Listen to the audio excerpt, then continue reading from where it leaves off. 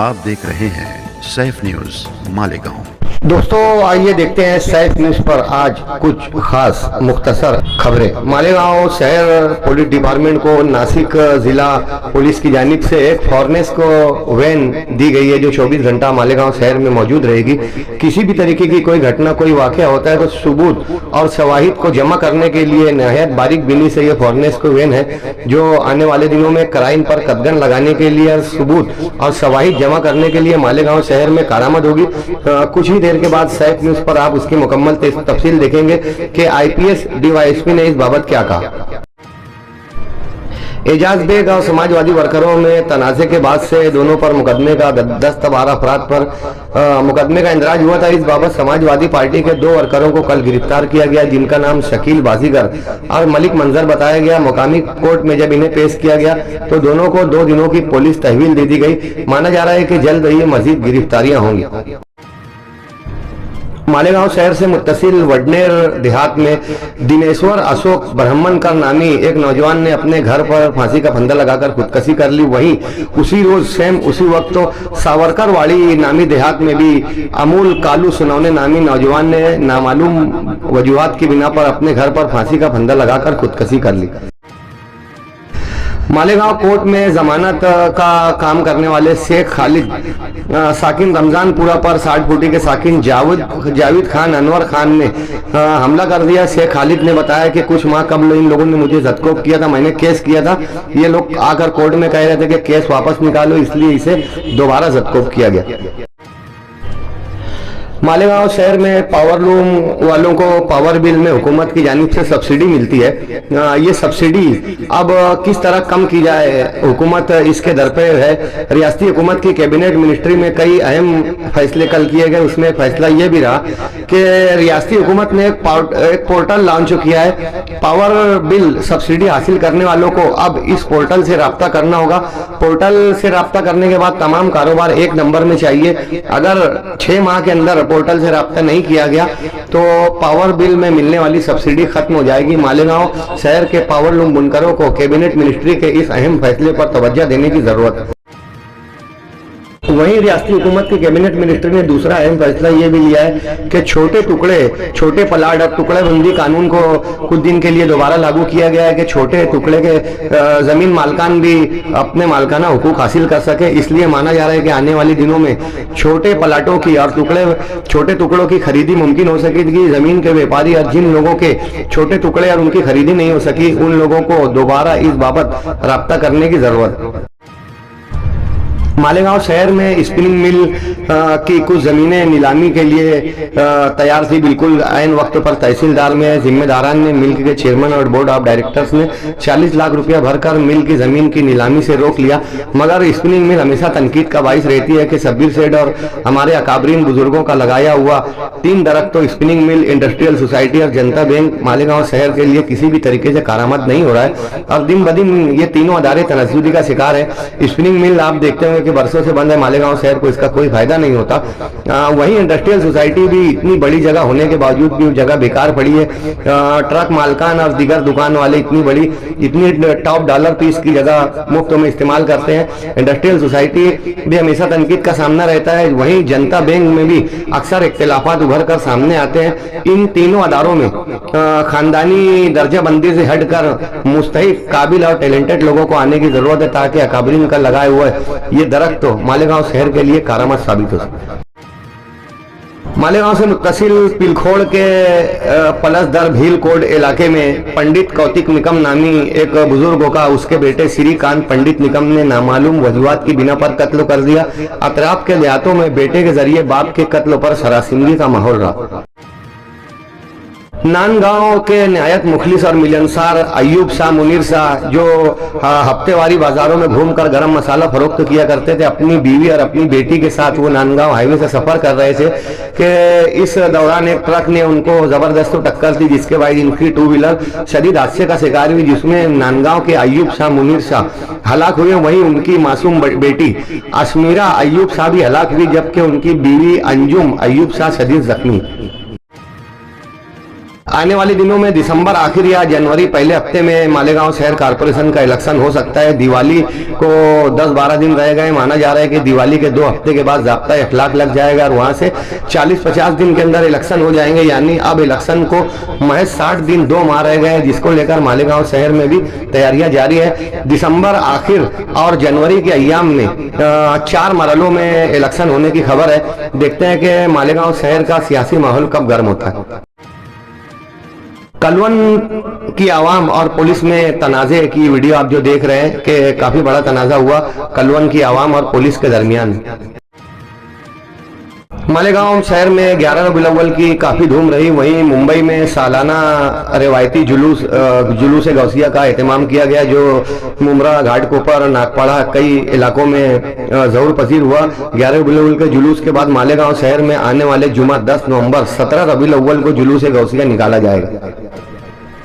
ये तस्वीर जो आप देख रहे हैं कि तलबा स्कूल नहीं जाते और अतराफ की होटलों में जहां पर वाईफाई लगा रहता है, ये वहां बैठकर वक्त गुजारी करते हैं और अपना तालीमी नुकसान करते हैं। सरपरस्तों को इस बाबत तवज्जो देने की जरूरत है। आगरा रोड की होटल शान अफसरा पर गुज़िश्ता दिनों एटीटी हाई स्कूल के असातिज़ा ने पहुंचकर तलबा की पिटाई की ये वीडियो आप देख रहे होंगे। सरपरस्तों से गुजारिश है कि अपने बच्चों पर, तलबा पर खास तौर से ध्यान दें।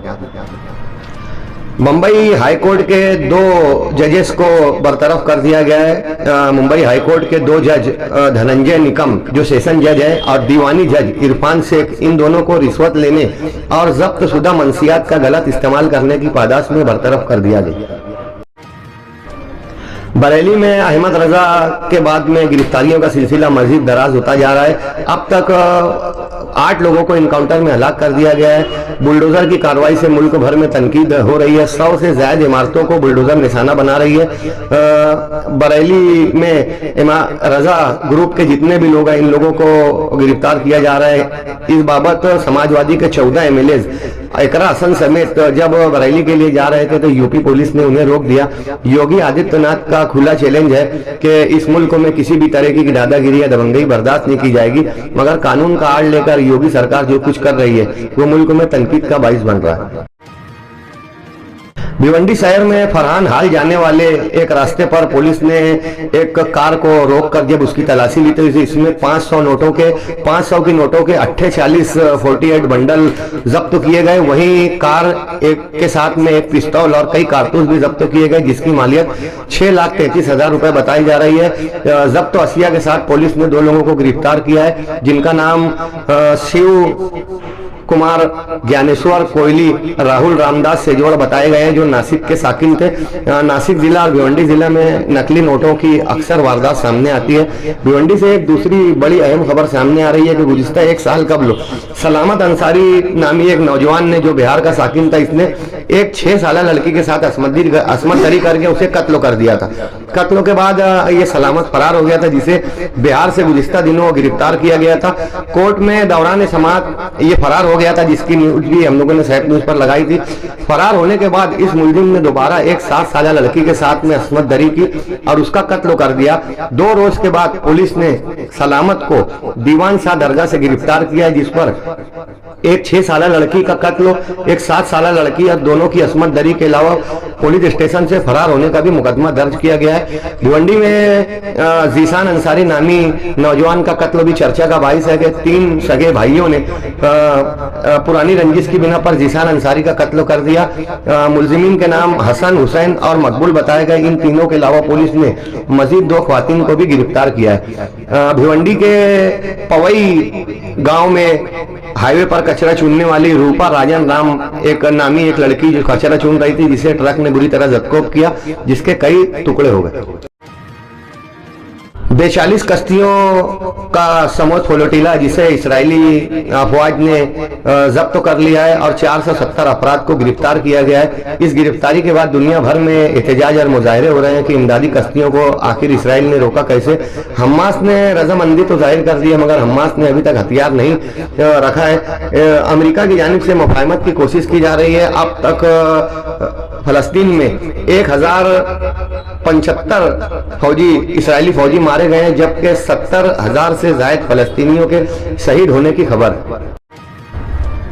नेपाल में शदीद सैलाब की वजह से 57 अफराद हलाक हुए हैं। नेपाल में जहां 57 अफराद हलाक हुए वहीं करीबी इलाके दार्जिलिंग में भी लैंड स्लाइडिंग और सैलाबी कैफियत की वजह से 22 अफराद के हलाक होने की खबर। बिहार असेंबली इलेक्शन तक की तारीख जाहिर कर दी गई है। बिहार में 6 और 11 नवंबर को 2 मरहलों में इलेक्शन होंगे। 14 नवंबर को रिजल्ट आएगा, जिसको लेकर बिहार में वोटों की सीटों को बंटवारे को लेकर कई तनाज़े पाए जा रहे हैं। देखते हैं कि आने वाले दिनों में बिहार पर किसका राज होगा।